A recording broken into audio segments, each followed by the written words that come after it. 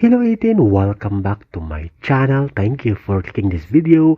Kahit medyo matagal na ang post na to at reaction at komento ni Lea Salonga ay isang malaking bagay ito. Big deal. Isang big achievement sa ating mahalima at maraming ang hindi nakakaalam sa post na to at reaction ni Miss Lea Salonga nung nag-live ang ating SB19 sa Wish Bus.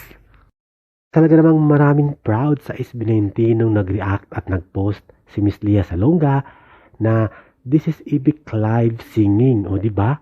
Reaction lang naman at komento ni Miss Lea Salonga, isang pinakasikat at pinakamalaking mga awit sa OPM sa Pilipinas.